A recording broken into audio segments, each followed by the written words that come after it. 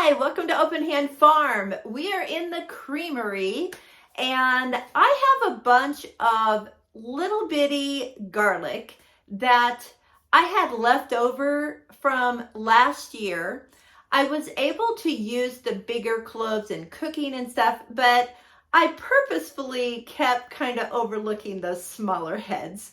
So I decided, since I now have new garlic coming up in my garden, I didn't want that garlic, even though it was small, to go to waste, because that is not a good steward of what God has given us.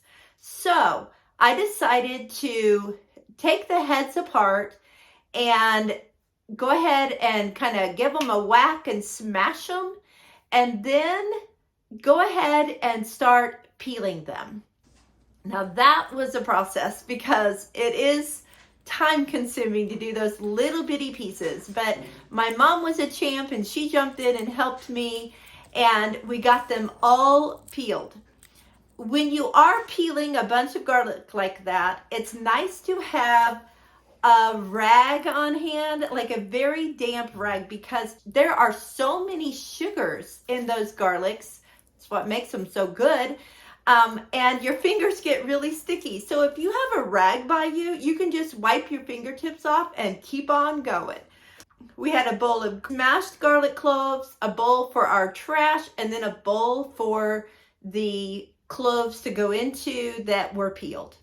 Well, now that they're all peeled, I am going to use the food processor, and I'm going to chop them up, not puree them necessarily, but pretty small pieces.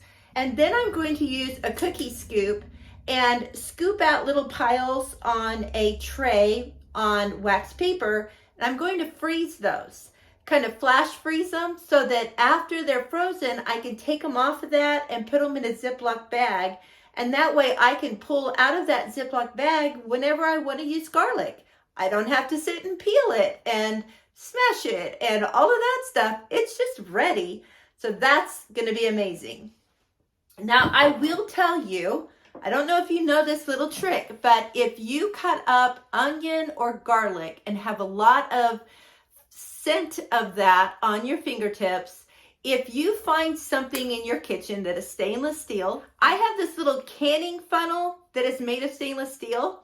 And if you just rub your fingers or your hand, whatever has the smell, the stainless steel has a reaction, a chemical reaction with those scents, and it'll go away. So I said and peeled garlic, but my hands don't smell like garlic.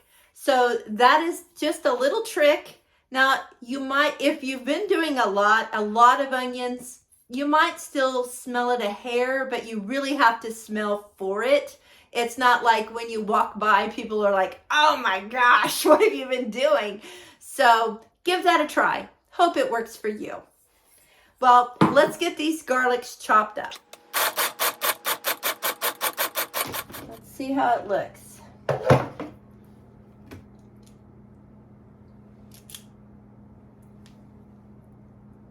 It's not extremely fine. I think I'm going to go a little bit further because I'm thinking about if I want to put it in a recipe that it needs to be chopped finely. This isn't as finely as I would probably want it chopped. So let's go a little bit more.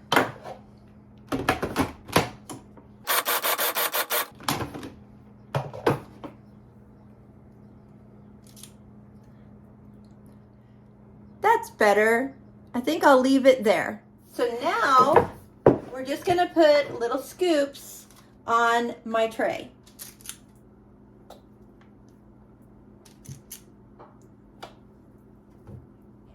I have made a decision. These are not going to hold together.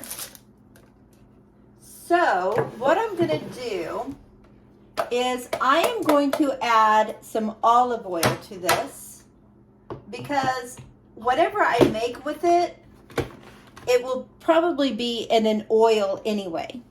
I'm just going to drizzle some in while I pulse it to make it a wetter texture.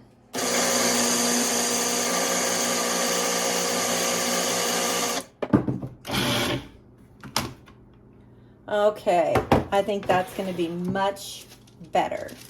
Now let's try that again. Oh yeah, I think that's better. It actually made it a little finer chopped also because it chopped it more while it was mixing in the oils. So I think it's great now.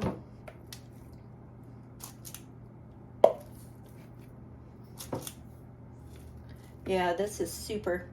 As you can tell, I really enjoy having this space in the creamery to work in. Normally I'd have to go to my cabinet and dig out my food processor and carry it into the kitchen and find a spot to plug it in and then use it and then clean it and then take it back to where I found it. And this way it's just out, it's here. I love it. And I've got room for this tray to be here.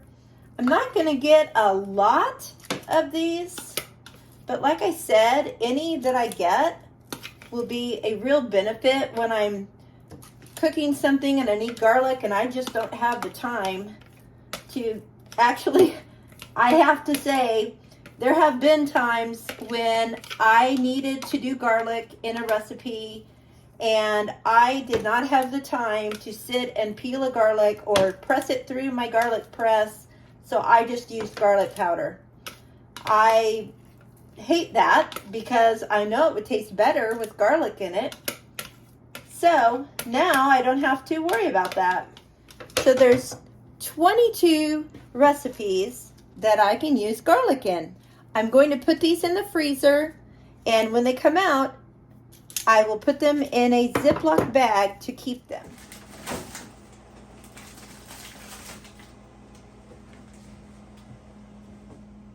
Well, they're frozen. It took about an hour and 10 minutes. They're not solid in the middle frozen, but they're frozen enough that I could put them in a bag together and they'll be great. I considered putting them in a food saver bag, but then I'd have to cut it and reseal it every time I get in there. So I'm just going to use a Ziploc.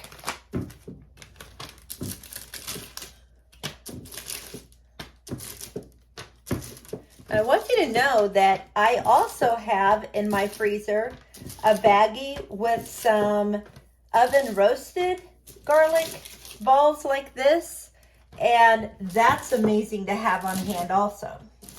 That's always easier to do with the bigger cloves though, because you can just take the top off the clove and put it in the oven, drizzle a little oil on it, and it's easy to do. But with those little bitty ones, it's just too much.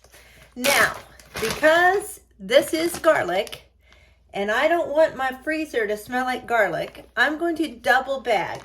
I'm just going to put it in a bigger bag and squeeze the air out. And then I will write garlic on here so that I know what it is. Thanks so much for watching today, for coming along on this adventure. I don't know. I am just dying to get out in the garden. I don't know about you guys. We're hoping to go pick up some composted hay this Tuesday, so 2 days from now, and then hopefully get our potatoes planted. So we'll bring you along on that adventure as well. And until next time, blessings on you and yours.